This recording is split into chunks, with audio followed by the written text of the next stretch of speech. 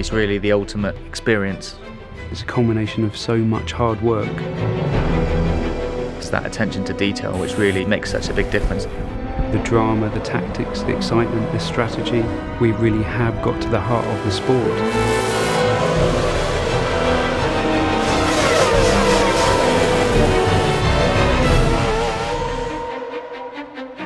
We've had 2 really successful games launched already now for Formula One.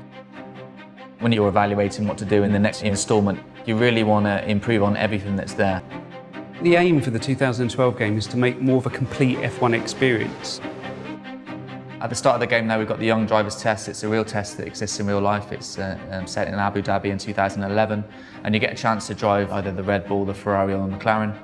It really gives those up-and-coming drivers track time to really kind of showcase their talents, and it's wonderful that we're able to copy the elements that happen on those real young driver test sessions in the Formula One 2012 game.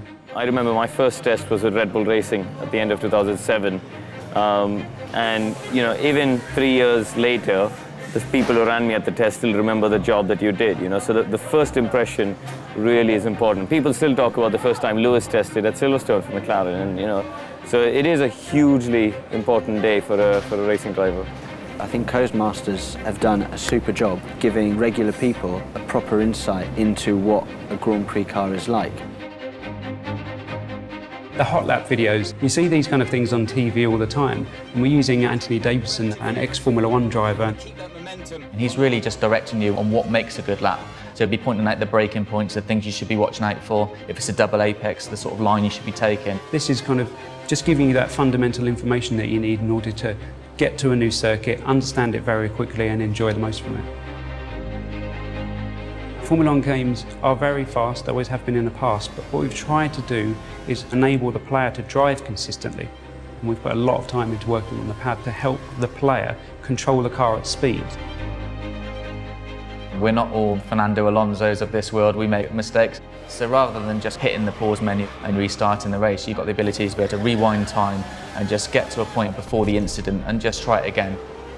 Certainly for the novices, in terms of learning racing lines and avoiding incidents, they're a really useful tool. The thing that differentiates Formula One from all other motorsports is the strategy element. Being able to make the right call at the right time. You might not be the quickest driver, you might not have the quickest car, but you can balance the elements. You've got fuel mixtures you can dial up and dial down. You've got different pit stops. Do you stop twice? Do you try and run longer? It's a thinking man's racing game.